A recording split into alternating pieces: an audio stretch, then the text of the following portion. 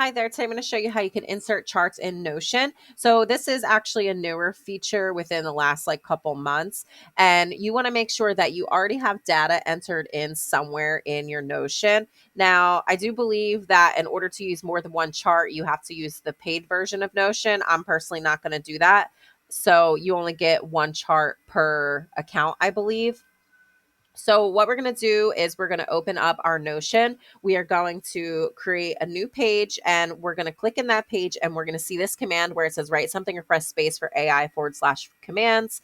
We're going to push the /, and we're going to go and scroll down to our database. And you can see you have your vertical bar chart, your horizontal bar chart, your line chart, donut chart. If you want to just type it in, you can also just type it in and it'll bring it up a lot faster. So I'm just going to click the vertical bar chart because I'm going to show you how you can go in and change it after you have already selected it. So I'm going to select this. And when I do that, it's going to ask me where I want to pull my data from.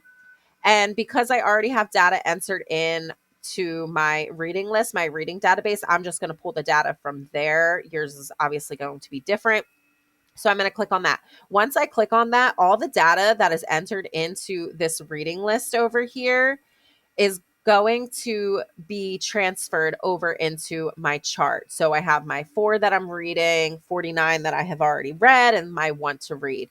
Now, in order to customize this and go in and change things, you can simply go to these 3 little buttons right here, and it's going to bring up the view option. This is where you can go in and change your chart option, how you want it to look, and customize it, what kind of data you want to show, how you want to sort it, what your y-axis stands for, how you want it to look style wise, where you're getting your information from. So say you need to change the source, you would go to source, and then it would bring you back to this view, and then you can pick your source from whatever you need to. And then same thing with filters and saving.